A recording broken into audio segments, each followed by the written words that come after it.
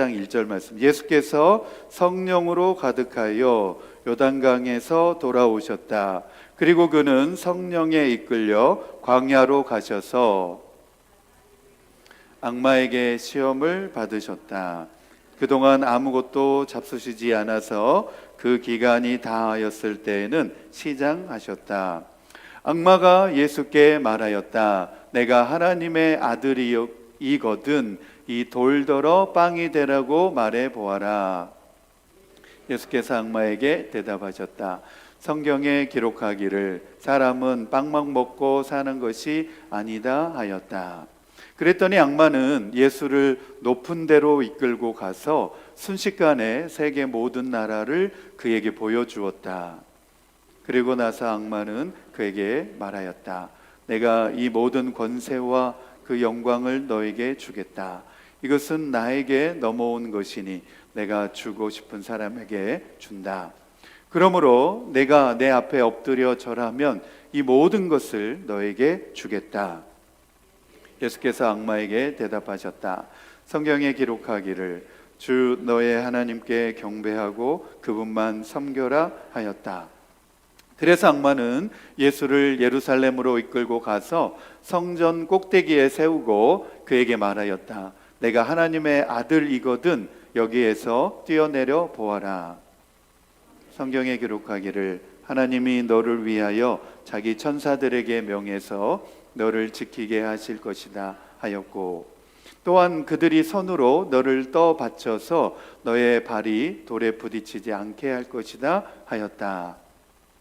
예수께서 악마에게 대답하셨다. 성경에 기록하기를 주 너의 하나님을 시험하지 말아라 하였다. 우리 13절 말씀 다 함께 읽겠습니다. 시작. 악마는 모든 시험을 끝마치고 물러가서 어느 때까지 되기까지 예수에게서 떠나 있었다.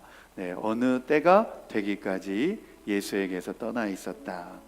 네, 오늘 말씀의 제목을 그래서 성경에 기록하기를 이라고 하는 제목으로 하나님의 말씀 우리 살펴보기 전에 어제가 우리 106주년 맞이하는 3.1절 기념 날이었습니다.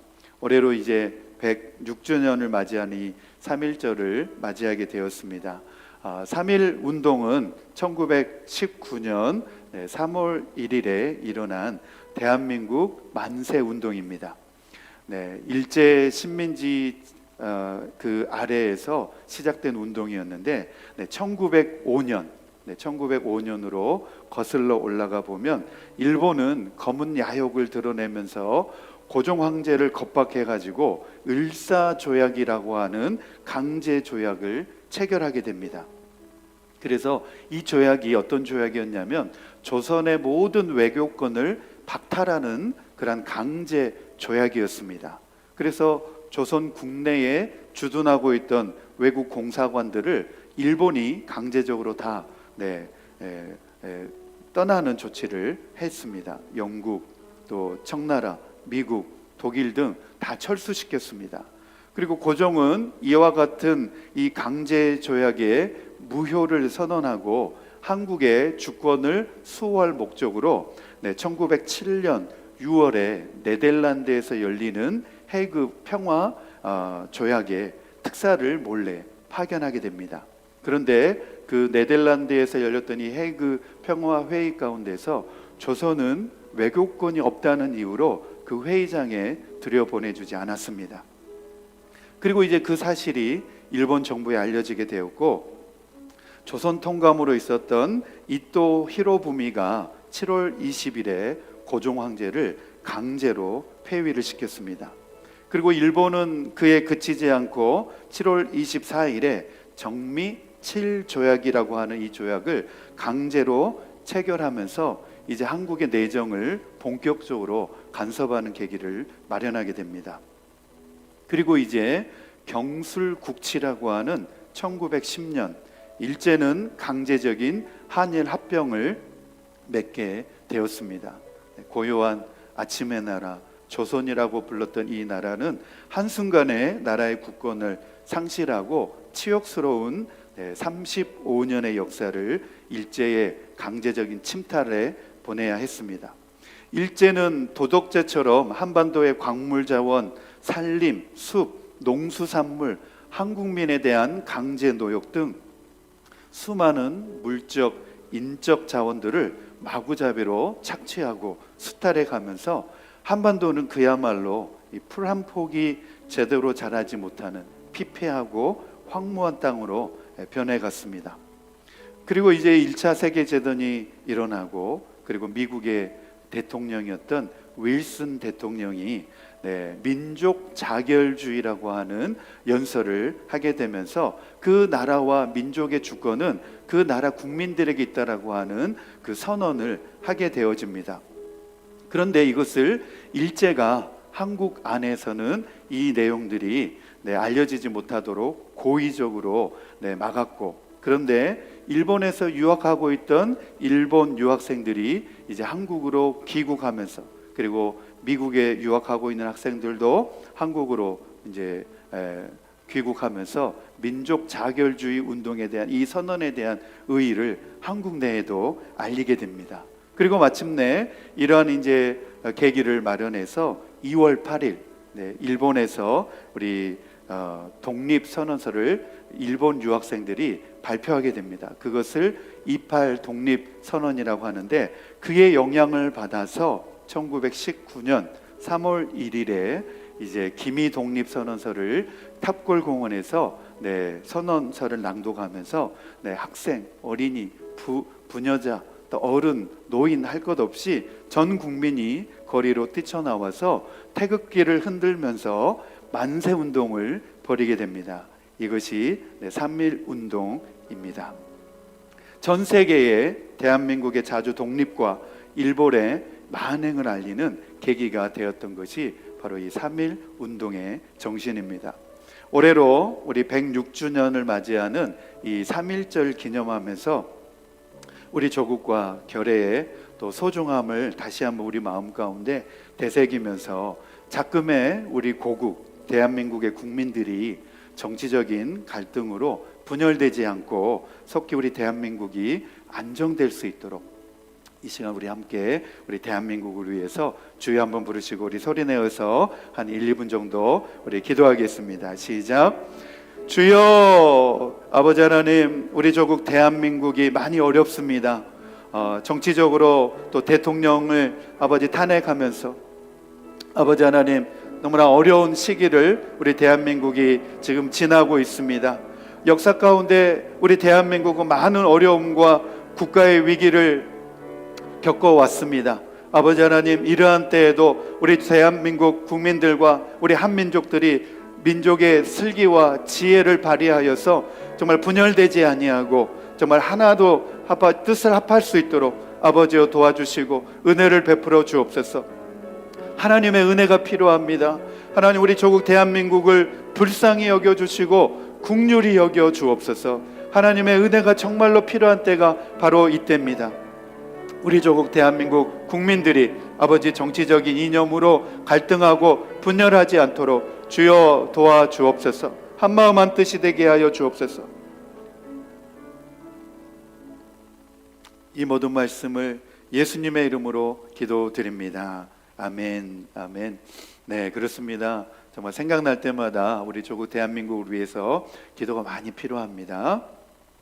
오늘 읽었던 우리 누가복음 4장 말씀을 보면 우리가 잘 알고 있는 예수님의 시험을 받으시는 그런 내용이 나옵니다. 마귀에게서 시험 받으시는 예수님의 그 시험 내용이 오늘 읽은 우리 4장 말씀에 나오는데, 이 말씀은 구약의 성경의 말씀과 연결되어져서 몇 가지 연상하도록 해줍니다.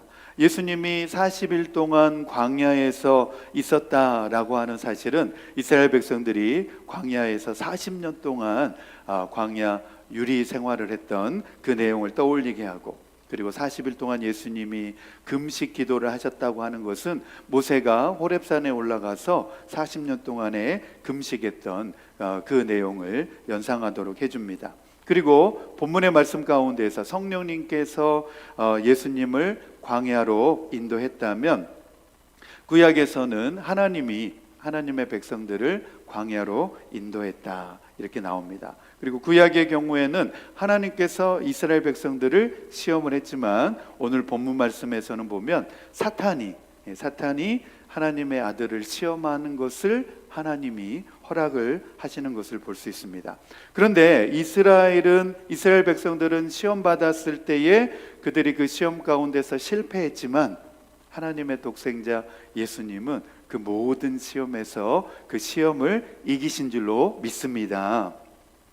이후로도 예수님은 공생애에서 여러 가지 사탄으로부터, 마귀로부터 시험을 받으셨지만 그 모든 시험에서 이기시고 승리하셨습니다. 저와 여러분이 마귀의 시험에서 승리할 수 있게 되기를 축복합니다. 아멘. 우리 첫 번째 주제입니다. 같이 읽겠습니다. 첫 번째 주제 시작. 예수님은 사탄 마귀에게서 세 가지 유혹을 받으실 때 성경에 기록된 하나님의 말씀으로 모두 물리치셨고 모든 유혹에서 이기셨습니다. 아멘. 예수님은 마귀로부터, 악마로부터 세 차례 시험을 받으시는데 그 모두 다 기록된 하나님의 말씀으로 물리치는 것을 볼 수 있습니다. 네, 하나님의 말씀에 기록되었을 때 이렇게 하셨다. 그래서 그 말씀으로 물리치시는 것을 볼 수 있습니다. 여러분, 우리가 마귀를 물리칠 수 있는 것은 하나님의 살아계신 말씀인 줄로 믿습니다. 하나님의 말씀에 능력이 있습니다. 하나님의 말씀은 진리의 말씀입니다. 그래서 우리가 하나님의 말씀으로 마귀의 유혹을 물리칠 수 있습니다. 첫 번째, 예수님은 40일 동안 이 악마에게 세 차례 시험을 이제 받게 되어집니다. 본문에서 이 마귀 그리고 사탄을 나타내는 단어가 디아볼루라고 하는 단어인데 이 단어의 뜻은 어떤 의미냐면 비방자 그리고 고자질장이라고 하는 의미를 가지고 있습니다. 끊임없이 참소하고 비방한다는 거예요. 사탄은 비방하고 고자질하고 참소한다는 겁니다. 그리고 70인역에도 보면 뭐라고 번역을 해놓았냐면 비난하는 자 그리고 유혹하는 자, 유혹자를 가리켜서 마귀, 악마다 이렇게 번역을 하고 있습니다. 이와 유사한 단어로 예수님은 어떤 단어를 신약 성경에 사용하셨냐면 사타나스라고 하는 헬라어를 사용하셨습니다. 그리고 히브리에서 유래한 이 사탄이라고 한 단어가 어떤 의미냐면 동시에 대적자, 대적한다는 겁니다. 그리고 적, 에너미, 적, 대적하고 하는 것을 말합니다. 마태복음 16장에도 보면 베드로가 예수님을 하나님의 아들로 고백을 합니다. 신앙 고백을 합니다. 그리고 바로 그 다음에 나오는 내용을 보면 예수님께서 이제 예루살렘으로 올라가셔서 대제사장들에게 붙잡혀서 죽게 되어지고 3일 만에 다시 살아나야 될 것이다. 이 말씀을 이제 제자들에게 해줍니다. 그런데 베드로가 예수님을 불러가지고 예수님을 대적하면서 그렇게 하지 마십시오. 막 이렇게 대듭니다. 그러자 예수님께서 뭐라고 말씀하시냐면 사탄아 내 뒤로 물러가라. 너는 나를 넘어지게 하는 자로다. 이렇게 예수님이 제자 베드로에게 곧바로 그렇게 말하는 것을 볼 수 있습니다.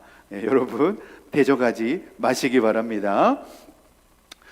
바울은 이 사타나스를 사용하여서 사단이 세상의 왕이요 신이다 라고 이렇게 고린도 후서에 밝히고 있습니다. 그러한 존재로서 사단은 바로 하나님의 것이었던 영광, 하나님의 영광을 자신의 것으로 바꾸어서 가로챘다고 말하고 있습니다. 그래서 성경 여러 곳에서 보면 이 구원받지 못한 자들, 구속의 은혜를 덧입지 못한 자들은 바로 이런 사탄의 통치 아래에 있게 되어져서 사탄의 영향을 받고 있다, 그렇게 말하고 있습니다.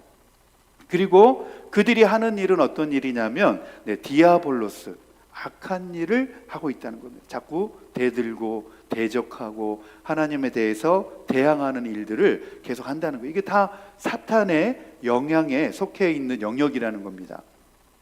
결국 사탄의 목적은 무엇이냐면 하나님과 사람 사이를 갈라놓는 일을 합니다. 하나님으로부터 멀어지게 만들고 하나님을 예배하는 것을 가로채 가지고 자신을 경배하게 만드는 것, 바로 이 사탄이 하는 일이고, 궁극적으로 그러한 결과는 어떤 일을 초래하게 되냐면 사망을 초래하게 됩니다. 하나님으로부터 멀어지는 것. 하나님이 생명이신데 하나님의 생명에서 멀어지게 되면 지옥의 사망으로 갈 수밖에 없다는 것입니다. 사탄과의 싸움은 이런 그리스도의 공동체인 교회, 그리고 성도, 목회자를 가리지 않고 지금도 계속되고 있기 때문에 사도 바울은 에베소서 4장 27절에 악마에게 틈을 주지 마십시오라고 성도들에게 권면하고 있습니다. 저와 여러분이 악마에게 틈을 내어주지 마시길 바랍니다. 예수님께서 성령님에 이끌려서 광야에서 40일 동안 금식을 하는 동안에 하나님의 아들이시기 때문에 전혀 배고픔을 느끼지 않으셨다거나 또는 배고픔에 대해서 완전히 자유하신 것도 아니었습니다. 오히려 예수님께서는 40일 동안 계속 줄이고 계신 가운데 마지막 40일째 되는 날에 예수님께서는 극도로 배고픔의 고통을 느끼고 있었습니다. 저도 이제 신학생 시절에 30대 신학생 시절에 기도원에 올라가가지고 한 일주일 동안 금식하겠다 결심하고 한 일주일 동안 이제 기도원에 올라갔습니다. 그래서 40일은 자신이 없고 한 일주일 동안 이제 새끼 이제 안 먹고 한번 물만 먹고 금식을 해봐야 되겠다. 그래서 이제 하루는 잘했습니다. 근데 이틀 되니까 이제 막 힘들더라고요. 이 기운도 없고 배도 고프고, 그리고 3일째가 되니까 정신이 굉장히 예민해집니다. 이 모든 몸의 감각 세포가 얼마나 예민해지는지 모릅니다. 그래가지고 제가 그 바위 위에서 기도하고 있었는데 그 기도원 식당에서 음식 냄새가 이 바위, 제가 기도하고 있던 자리와 그 기도원 식당이 상당히 거리가 멀었는데 그 음식 냄새가 제 코끝을 계속 막 자극하는 거예요. 그러면서 제가 속으로 사탄아 물러가라 이러면서 기도를 했는데 이 3일째 아무것도 먹지 않고 금식하는데도 얼마나 이 몸의 세포가 예민해지는지 모릅니다. 그런데 예수님께서는 40일 동안 음식을 아무것도 드시지 않았기 때문에 극도로 이 배고픔의 고통을 느끼고 있을 때에 바로 그때에 사단이 예수님에게 다가와서 유혹을 했던 것입니다. 이게 무슨 말이냐면 사단은 우리 개인의 취약점을 잘 알고 있습니다. 우리가 어떤 부분에 약한지를 잘 알고 있어서 그 연약한 부분으로 공격을 해오고 침투를 해옵니다. 만약 그 사람이 돈에 약한 사람이다 그러면 돈으로 유혹을 해옵니다. 그리고 여자에 약하다 그러면 여자로 유혹을 해옵니다.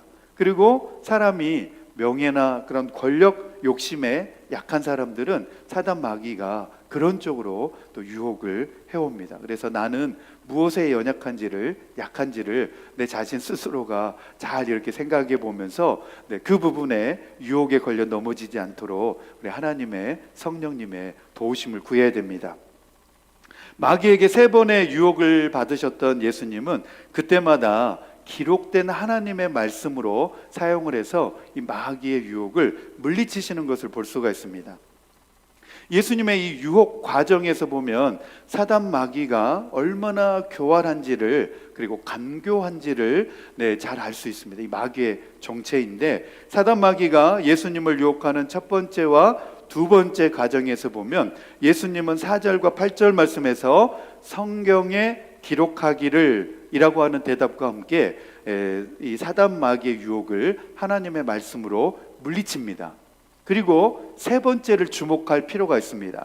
세 번째 10절 말씀에 보면 이번에는 이 사단 마귀가 회심의 미소를 지으면서 예수님을 세 번째 유혹하는 과정에서 자신도 성경에 기록하기를 이러면서 예수님이 사용하셨던 방법으로 예수님을 시험을 합니다. 마귀도 성경에 기록하기를 그러면서 예수님을 시험을 해옵니다. 그래서 예수님을 넘어뜨리려고 이제 마귀도 성경에 기록하기를 이러면서 인용을 해가지고 예수님을 유혹을 합니다. 그런 마귀의 속임수에 예수님께서 넘어가지 않으시고 예수님은 다시 한번 마귀가 인용하였던 그 성경 말씀을 하나님의 기록된 말씀으로 다시 대답하시면서 마귀의 속임수를 물리치시는 것을 볼 수 있습니다. 우리 누가복음 4장 10절에서 12절입니다. 우리 같이 읽겠습니다. 시작. 악마는 성경에 기록하기를 하나님이 너를 위하여 자기 천사들에게 명해서 너를 지키게 하실 것이다 하였고, 또한 그들이 손으로 너를 떠받쳐서 너의 발에 돌에 부딪히지 않게 할 것이다 하였다. 예수께서 악마에게 대답하셨다. 성경에 기록하기를 주 너의 하나님을 시험하지 말아라 하였다. 사단 마귀가 예수님께서 하나님의 말씀으로 계속 물리치시니까 이제는 자기가 시편의 말씀을 인용해 가지고 너가 진짜 하나님의 아들이면 천사들이 여기에서 너가 떨어질 때에 너를 받들어서 발에 돌에 닿지 않게 해주실 것이다, 막 이렇게 유혹을 한 겁니다. 그러자 예수님께서 사단이 인용한 그 하나님의 말씀을 토대로 해서 다시 하나님 신명기에 있는 말씀을 중심으로 해서 하나님을 시험하지 말아라, 이렇게 결과적으로 물리치시게 되는 것을 볼 수 있습니다. 교묘하게 파고드는 이 사단의 속임수를 예수님께서 신명기에 있는 말씀을 인용하여서 물리치셨습니다. 우리 신명기 6장 16절 말씀입니다. 함께 읽겠습니다. 시작.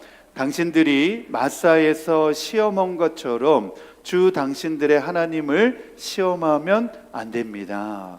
이스라엘 백성들이 광야에 있을 때 하나님을 계속해서 그렇게 시험했다는 거예요. 이 내용을 잘 알면 예수님이 이 세 번째 이 마귀를 물리치시면서 왜 하나님을 시험하지 말아라 했는지에 대한 의미를 이 말씀 구절에서, 이 신명기에 있는 말씀의 의미에서 우리가 밝히 깨달아 알 수 있습니다. 이스라엘 백성들이 이 광야 무리바에서 마실 물이 없어서 타는 목마름으로 갈증이 심할 때에 그들은 백성의 지도자였던 모세에게 찾아와서 물을 달라고 대들었습니다. 막 대든 거죠. 그러자 모세가 그들에게 뭐라고 대답을 해주었냐면 출애굽기 17장 2절 말씀에 보면, 이에 모세가 당신들은 어찌하여 나에게 대드십니까? 어찌하여 주님을 시험하십니까? 하고 책망하였다는 거예요. 여러분, 베드로도 예수님께 자꾸 대들었습니다. 이스라엘 백성들도 모세에게 와서 막 대들었습니다. 대들지 마시기 바랍니다. 그리고 모세가 하나님께 나와 부르짖었는데 그때의 상황이 얼마나 고조되었는지 모세의 말 표현 속에 고스란히 담겨 있습니다. 우리 출애굽기 17장 4절 말씀 같이 읽겠습니다. 시작.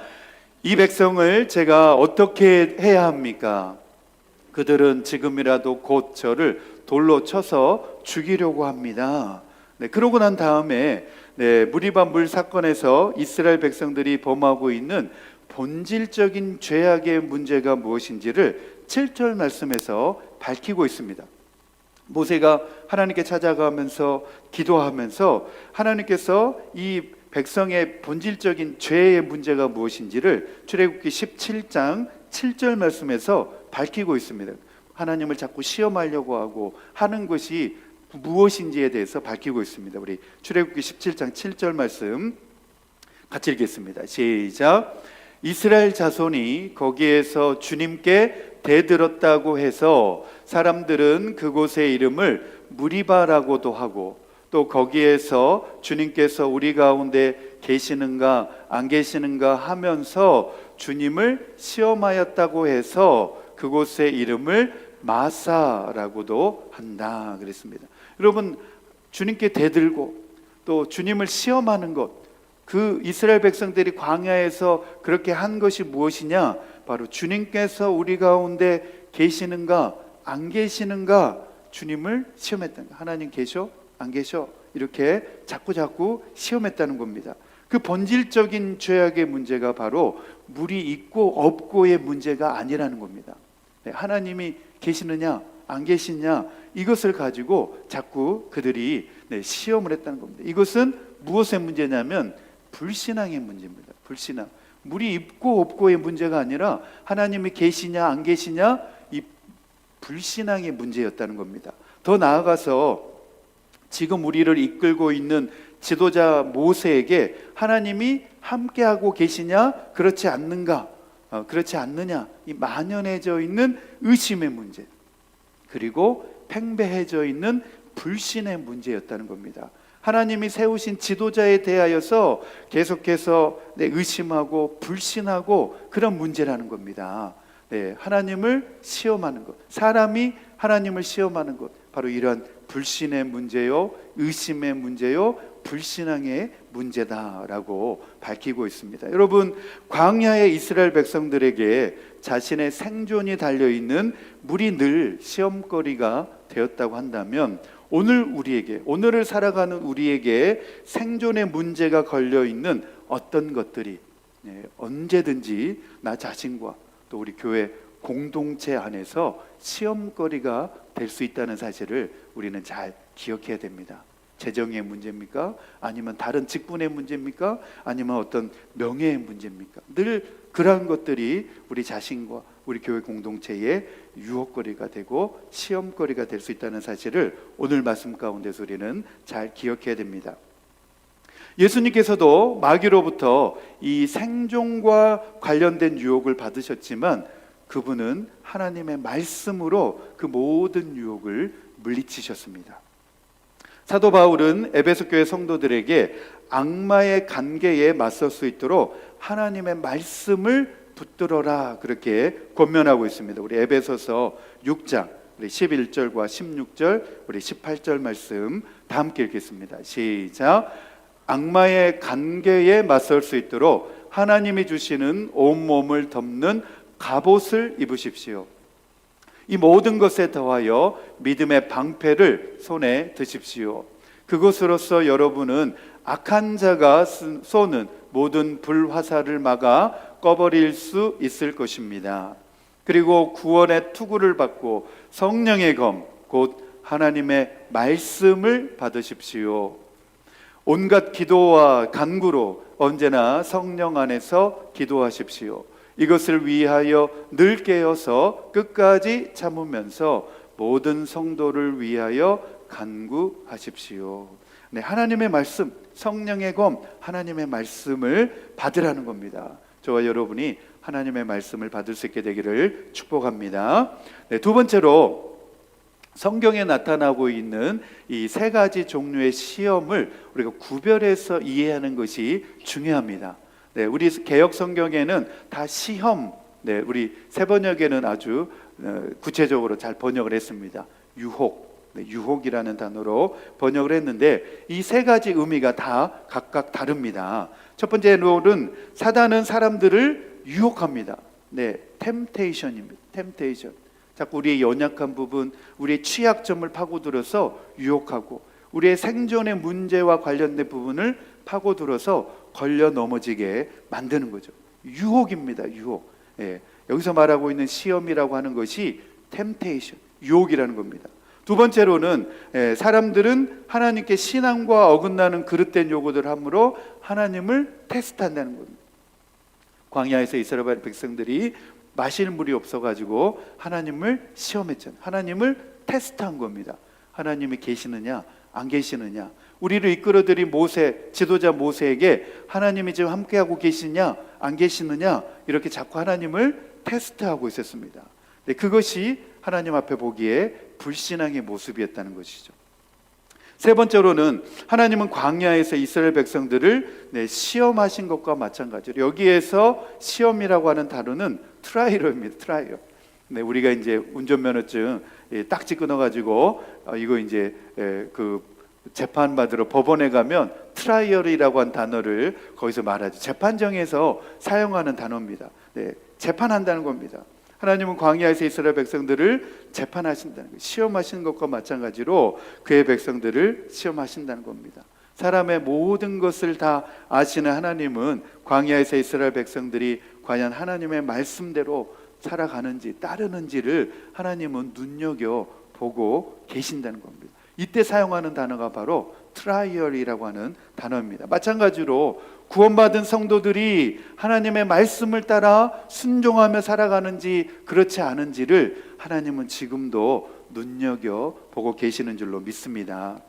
교회 생활하면서, 믿음 생활하면서 하나님의 말씀을 따라서 순종하며 살아가고 있는지를 하나님은 눈여겨보시는다는 겁니다. 우리 출애굽기 16장 4절 말씀입니다. 함께 읽겠습니다. 시작. 주님께서 모세에게 말씀하셨다. 너희가 먹을 것을 하늘에서 비처럼 내려줄 터이니 백성이 날마다 나가서 그날 먹을 만큼 거두어 드리게 하여라. 이렇게 하여 그들이 나의 지시를 따르는지 따르지 않는지 시험하여 보겠다. 트라이얼. 네, 하나님의 말씀을 따르는지 그대로 시키는 대로 하는지 시험하여 보겠다는 겁니다. 만나를 하나님이 매일매일 내려주실 텐데 그날 먹은 만큼만 거두어 드리라는 겁니다. 근데 이스라엘 백성들 어떻게 했죠? 그날 먹을 만나만 거두어 드리라 그랬는데 어떤 사람들은 더 많이 거두어 들여와 가지고 그 다음날 보니까 어떻게 됐습니까? 벌레가 생기고 썩어서 먹지 못하게 되었다는 겁니다. 이렇게 그날 먹을 만큼의 만나를 거두어 드리게 하신 이유는 이렇게 하여서 정말 이 백성이 하나님 앞에 순종하는 법을 가르치고 훈련시켜서 하나님의 지시를 따르는지 안 따르는지 하나님이 훈련을 시키시겠다라고 하는 것입니다. 오늘의 말씀의 결론입니다. 예수님은 마귀에게 세 차례의 유혹을 받으셨습니다. 첫 번째로는 내가 하나님의 아들이거든 이 돌더러 빵이 되라고 말해 보아라. 그리고 두 번째로는 모든 권세와 그 영광을 너에게 주겠으니 엎드려 절하라. 그리고 세 번째로는 성전 꼭대기에 세우고서 내가 하나님의 아들이거든 여기서 뛰어내려 보아라. 이 세 가지의 유혹으로 하나님의 아들이신 예수님을 시험하였습니다. 그런데 여러분, 이 마귀가 예수님에게 했던 세 가지의 유혹은 이미 처음 에덴 동산에서 마귀가 아담과 하와에게 했던 첫 시험과 동일한 주제의 것들이었습니다. 창세기 3장 6절 말씀 우리 같이 한번 보겠습니다. 시작. 여자가 그 나무의 열매를 보니 먹음직도 하고 보암직도 하였다. 그뿐만 아니라 사람을 슬기롭게 할 만큼 탐스럽기도 한 나무였다. 여자가 그 열매를 따서 먹고 함께 있는 남편에게도 주니 그도 그것을 먹었다.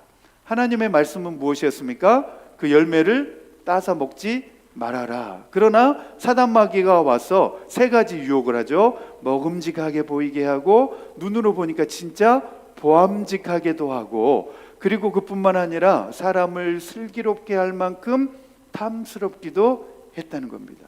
악마가 우리를 시험하는 세 가지 주된 시험이 바로 이 시험이라는 겁니다. 그래서 요한 1서에서는 바로 이 세 가지의 악마의 시험을 그대로 잘 정리를 해 놓았습니다. 사단이 가져오는 공통적인 유혹이 무엇이냐? 바로 그 시험거리가 무엇이냐? 이것은 하나님과 상관없는 세상적인 것이다 라고 밝히고 있습니다. 요한 1서 2장 우리 15절에서 17절 말씀 같이 읽겠습니다. 시작. 여러분은 세상에 있는 것들을 사랑하지 마십시오. 누가 세상을 사랑하면 그 사람 속에는 하늘 아버지에 대한 사랑이 없습니다. 세상에 있는 모든 것, 곧 육체의 욕망과 눈의 욕망과 세상 살림살이에 대한 자랑은 모두 하늘 아버지에게서 온 것이 아니라 세상에서 온 것이기 때문입니다. 이 세상도 사라지고 이 세상의 욕망도 사라지지만 하나님의 뜻을 행하는 사람은 영원히 남습니다. 할렐루야. 아멘. 아멘. 아멘. 우리는 세상 것을 사랑하지 마시기 바랍니다. 세상의 자랑, 육체의 욕망, 우리 눈에 보이는 욕망, 세상의 살림살이에 대한 자랑은 다 세상 자랑이고 세상을 사랑하는 것이다. 오직 우리는 하나님의 것, 저 영원한 하나님 나라를 소망하며 하나님을 더욱 사랑할 수 있는 저와 여러분 되기를 축복합니다. 육체의 욕망, 눈의 욕망, 명예에 대한 욕망이죠. 세상 살림살이에 대한 자랑, 내가 얼마나 많이 가졌는가, 그것이 나의 대단함을 말해주지는 않습니다. 여러분, 그것에 이끌리지 마시기 바랍니다. 이 모든 것들은 다 사탄이 주는 유혹들이라는 겁니다. 이런 것들을 탐내지 마시게 되기를 축복합니다. 실천을 위한 적용입니다. 첫 번째, 같이 읽겠습니다. 시작.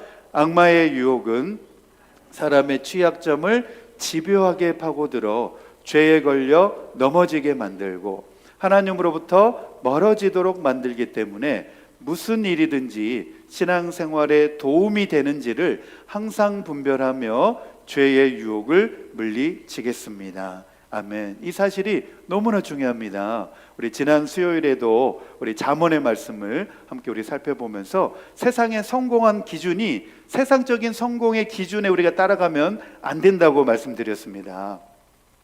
우리는 하나님을 믿는 사람들로서 우리가 하나님을 우리가 믿었기 때문에 우리는 성공한 사람들입니다. 할렐루야. 저와 여러분이 우리 하나님을 믿었고 예수님을 구주로 받아들였다면 우리는 다 성공한 사람들입니다. 할렐루야. 우리 다시 한번 우리 옆에 분들 보시면서 우리 그렇게 고백하시면 좋겠습니다. 성도님은 성공하셨습니다. 네, 성공하셨습니다. 네, 성공하셨습니다. 네, 하나님이 내 안에 계신다고 하는 것은 우리가 성공한 겁니다. 네, 두 번째입니다. 두 번째, 시작. 구원받은 하나님의 자녀들로서 오로지 겸손함과 성령 충만함으로 세상적인 욕망과 세상 자랑을 물리치고 자기 중심적인 생각에서 벗어나 예수님만을 높이며 드러내겠습니다. 네, 자기 중심적인 생각에서 우리는 언제든지 벗어나야 됩니다. 네, 자기 중심적으로 살아가지 말고 예수님만을 높이며 드러내는 저와 여러분 되기를 축복합니다. 네, 우리 3월 주제 찬양입니다. 나의 피난처 예수 의지해요. 우리 같이 찬양하면서 믿음으로 결단하겠습니다.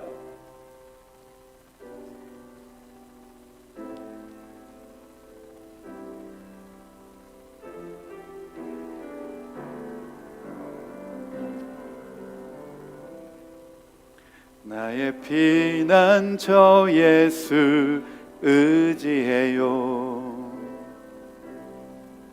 나의 피난처 예수 의지해요. 나의 가는 길에 거센 바람 몰아쳐와도 나의 피난처 예수 의지해요. 아바 아버지, 아바 아버지, 나를 사랑하시니 나의 모든 것 주께 드려요. 아바 아버지, 내가 여기 있으니 주님 영광 위하여 서주세. 나의 피난처 대신 나의 피난처 예수 의지해요. 나의 피난처 예수 의지해요. 나의 가는 길에 거센 바람 몰아쳐와도 나의 피난처 예수 의지해요. 아버지, 나를 사랑하시니 나의 모든 것 주께 드려요. 아바 아버지, 내가 여기 있으니 주님 영광 위하여 서주세. 아바 아버지, 아바 아버지, 나를 사랑하시니 나의 모든 것 주께 드려요. 아바 아버지, 내가 여기 있으니 주님 영광 위하여 써주세요.